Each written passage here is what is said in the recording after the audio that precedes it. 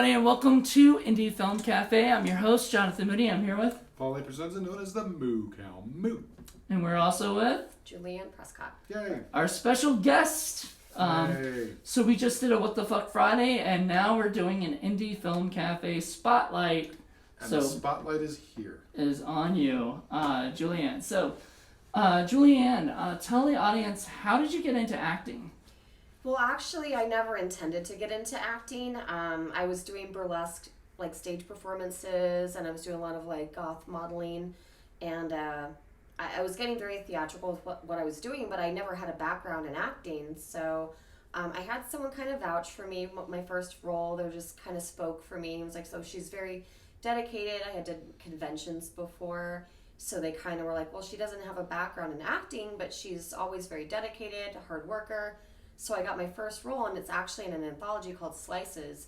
And I believe I just got a group kind of notification that we're celebrating about 10-year anniversary, and you can still get that. You can so 2008, I guess? Yep. It was back then. 2009. Something around. It sounds good to me. I mean, it just all goes by so fast, but Death modeling, that one's out there. So you were like a suicide girl? It was kind of like that, but it was more so like I did like Gothic beauty magazine a couple times.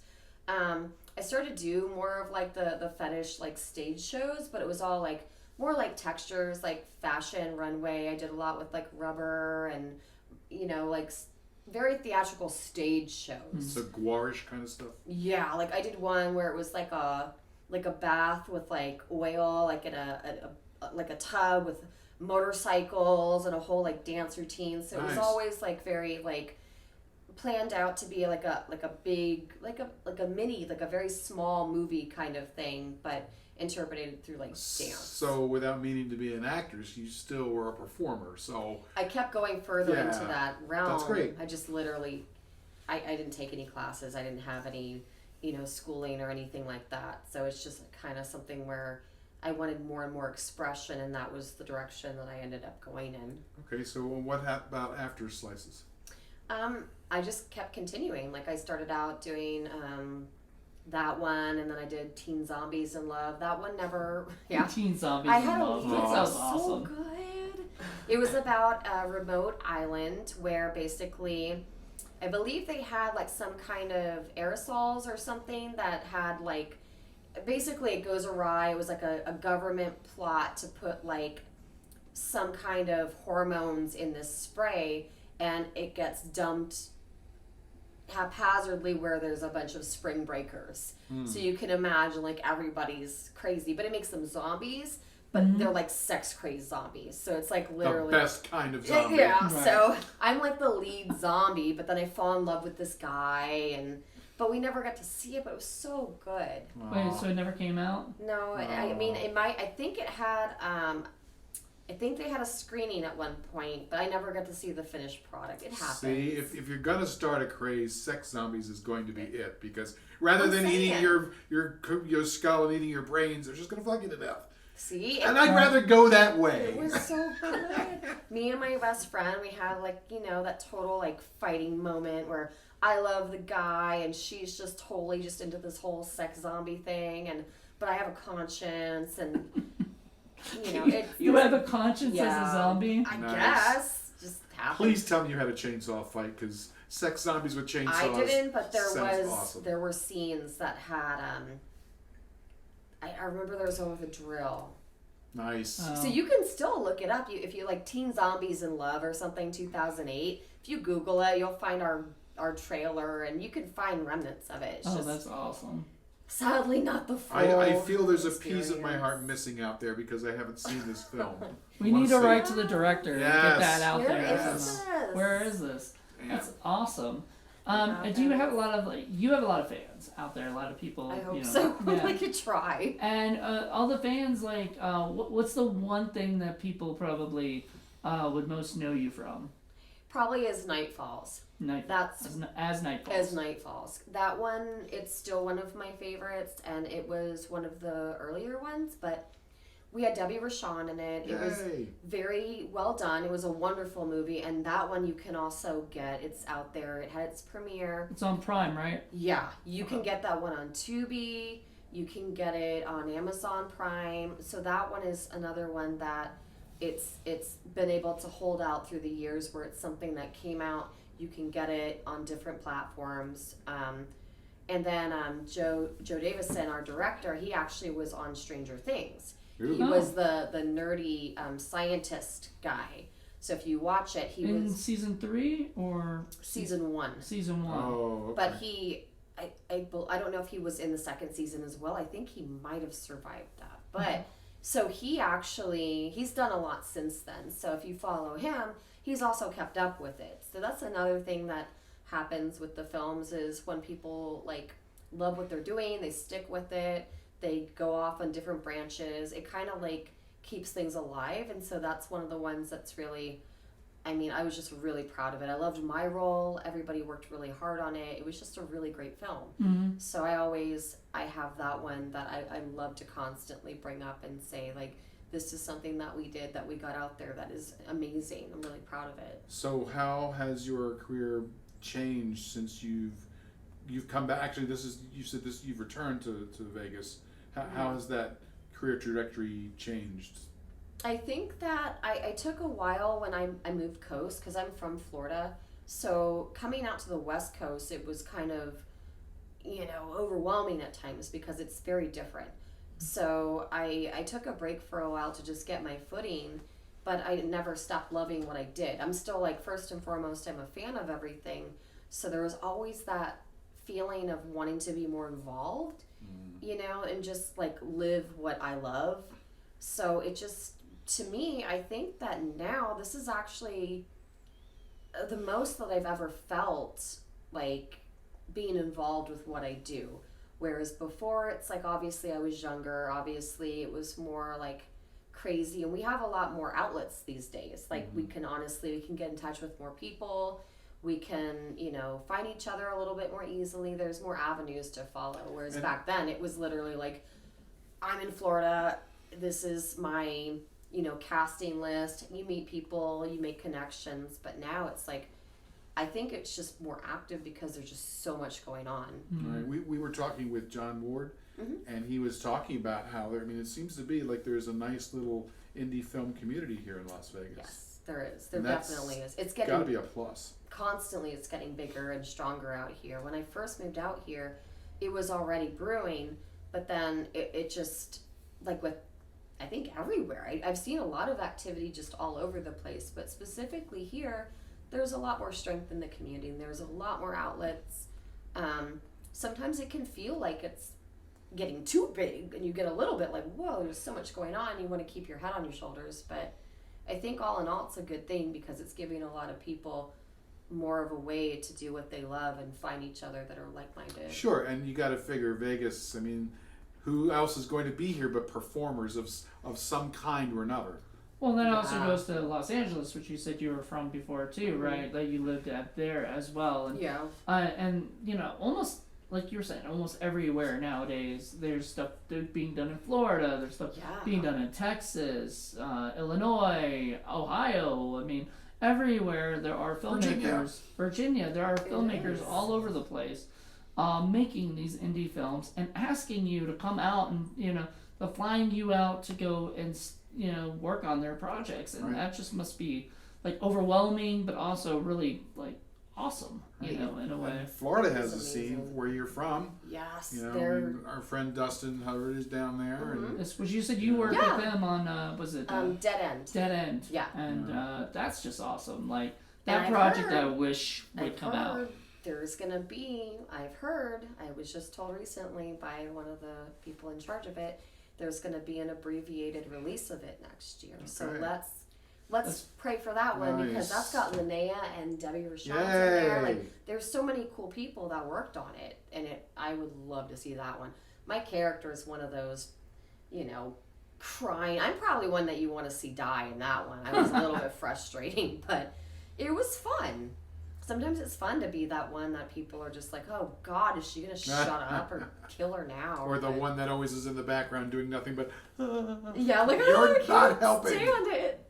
Yeah, there was a person you thought, like there was an actor that you called like a wooden kind of characters. Plank of Wood. Plank of Wood. Oh God. We watched a movie called Blood Predator, and there was just a Oh. character that was just so boring. You Stop know? it! Yeah, and it's just No. like you just want them to die. Yeah. You know?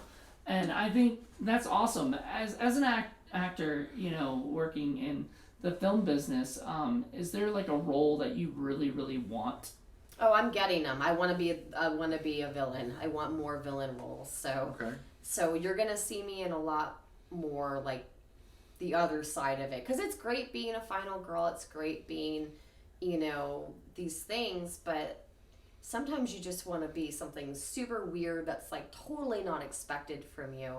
And I've got a lot of things coming up that I think will be surprising for people that maybe have followed me, or just in general, they like, you know, see something and they're like, oh, and they don't expect it. So I'm hoping that that's what people pick up. But I feel personally that it's very accomplished that I get some of these opportunities to do something different. And I was going to ask, in addition to acting, do you have ambitions to do other things, maybe writing, producing, choreography, directing?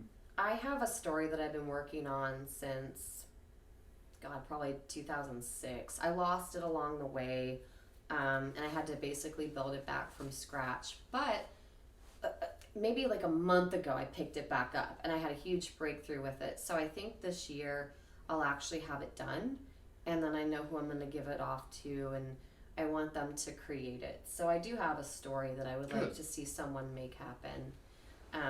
I wouldn't want full control over it. I just want a little bit of say to see what they do. But I think it would be really cool. So I'd like to see it exist, like out. It's always been in here, so to have it out, I feel it's like really time for me to get it out. So it would be like a co-creator. Yeah. Okay. Yeah, I would step back. I want the story out and then them to like clean it up and then run with it. Is there a juicy role for you? I would just want to show up. I would never want to like be like fully involved with it. I feel like that just kind of takes away from me trying to create something if I'm trying to like create a vehicle for me to just like run with it. Well, as a writer, I know, like when you give your project off to somebody else, it's almost like giving your baby away and then watching somebody else, you know, sometimes like, you know, what they will do with it. Yeah. It can be hard, but it can also be like this, like, you know, like watch and have a little bit, but I feel really confident with who I'm giving it to, so I know they would do a wonderful thing with it. Oh yeah, if you get somebody that understands your vision, I wouldn't give it to just anybody. Respects, you know, somebody who understands your vision and respects, you know, where you're going with it, and will allow you to help guide them, then it should be fine. That's all I want. Yeah. Just get the baby out. Yeah. Ship it off. Ship it off and then bye, baby. And see what happens. Well, see, that's the beauty of being a writer, but also being an actor. You know that. Like, I bet that also, as an actor, has helped you with the writing of your story, is because I hope so. you know you're able to like look at it in a different perspective. I feel like that's very true, and that's why, again, I wouldn't want to be personally like super involved with it, with its presentation at that point.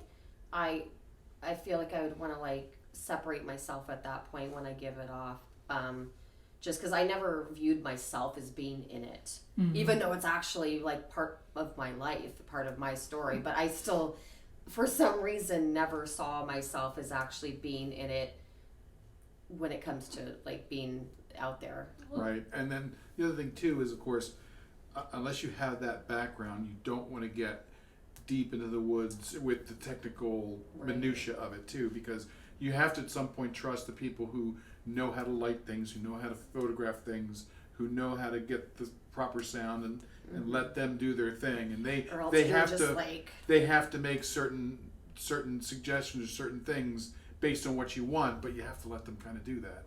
Yeah, that's how I feel too. I feel like I, you know, would want it to just go, because otherwise I'd be looking at everything and being like, well, that's not how I saw it in my head. Right. So it's like separate, but it'll be really cool. I feel like I would just be happy to finally, after so much time, have it be out of my head and just go on and take on another life of its own. Well, we know that you've also, because you just did an episode with the Fuck Friday with us and everything. We know you're really big into horror films. Well, what's your favorite horror film? Oh, it's so hard. I'd say Pumpkinhead. I mean, I always come back to Pumpkinhead. You're damn full so. in, Harley. I think that one would literally, if I had to pick one. It's hard, but that one Not just...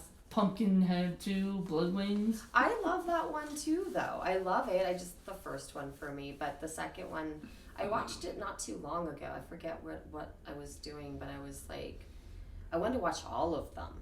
Right. So I was looking up on different like platforms and what to do and find all of them, and I rewatched everything. So well, that goes back to what you were talking about with some of your films being on like Tubi and Amazon.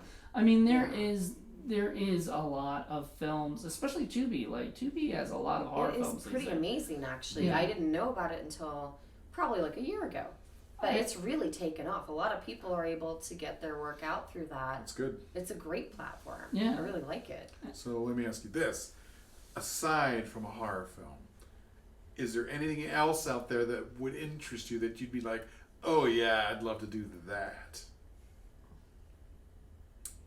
I don't know. Some of my roles are actually going in some weird directions. There's one I'm going to be doing that's more of like a dark comedy, like a dark kind of murder mystery type one. Okay.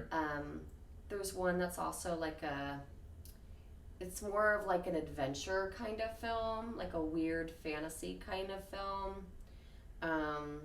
So some of them kind of stray from being what you would normally think of, like a slasher or anything like that. So I'm kind of getting a little bit more adventurous with what I'm doing, but my heart's always with horror. It's except for Disney. I'm one of those people that's like horror Disney. But Well, would you want to be a Disney princess? well, I want to be a Disney villain. Nice. Princess villain. Princess villain. Yeah, I think that Cruella de Vil, would you do that? Yes, I think the older I Kill get, those the puppies. more I feel like I'm getting to really come into my own like Disney villain self. So yeah, give me something theatrical where I can just be like an over the top dramatic villain, and so that's actually what I'm looking for. If somebody wants to give me that, There you go. I feel like that's really where I'm heading. You hear that out there? Disney, Come call her on. up. Come on. You know, I can cover my tattoos, or you could just I mean, a tattooed character in a Disney movie. Why not? Why not? the world is just wide open for these ideas. Sure. Well, especially with Disney Plus, they're just changing the landscape of all that stuff. So I'm really happy about it. So I guess we're gonna wrap this up, but tell us, is there anything new that's coming out, or anything that you want to give a shout out to? Well, I have a lot of amazing, like I said, I feel like this next year is going to be really busy with some of the best work I've ever done. I also feel like a lot of projects that I've worked on in the past 2 years are starting to come out, like Teacher Shortage is one I'm really proud of. Right. And that one just finished up, getting it together. I feel like that one's going to be released soon. There's a lot of them that I'm really proud of. I always tell people, because I hate like just being like this and that, because I never feel like I have enough time to give a voice to all of it. I always just say follow me or go look at my IMDb, and I try to like post on my Facebook with what's going on. But I'm really proud of a lot of the work that's about to come out, and then next year is going to be, I think it's, for me personally, even though I've been doing it for as long as I have, I feel like next year is really important to me as an artist, for what I'm going to be able to accomplish. And I hope other people will agree with me, but Yay. actually I just want to have a good time, and I think it's going to be amazing. Good for you. I really think like this year, like 2020, is going to be For everybody, so many people. It's crazy already where I'm seeing so many people are just so excited for whatever reason. The new Roaring 20s. Yeah, it's just so personal for so many people. Yeah. They're having amazing things happen. So I think next year creatively is going to be a crazy one for everybody. Okay. As long as you that's pursue what good. you love. Yeah, as long as you pursue it. Okay. Well, how can people reach you? You can follow me on Instagram. It's Julie Anne Prescott. There's underscores between them, and it's Anne with an E, so ANNE. And then on IMDb, just look me up, Julie Anne Prescott. And I'm on Facebook, but it's the last name is different. It's my married name, Philpett. So a lot of people get kind of confused with that, but you can follow me there, but I would say Instagram and IMDb are the best ways to follow. You don't have a Twitter? No, I had one a long time ago. I still have one.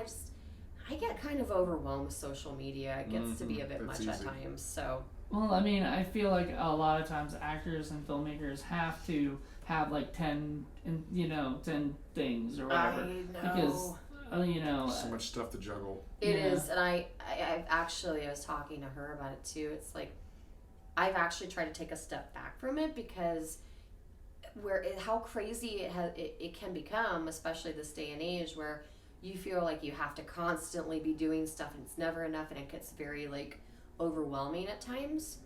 So I literally had to take a couple steps back from social media because it gets, overwhelming. So I go on there still, but again, like, I think I'm the most active. Like, I think my Instagram is probably the best one because, like you said, when you have all these social media accounts and all these things going on, like, sometimes it's like I forget to breathe, or I forget to like watch the sunset, or I forget to eat or something. So.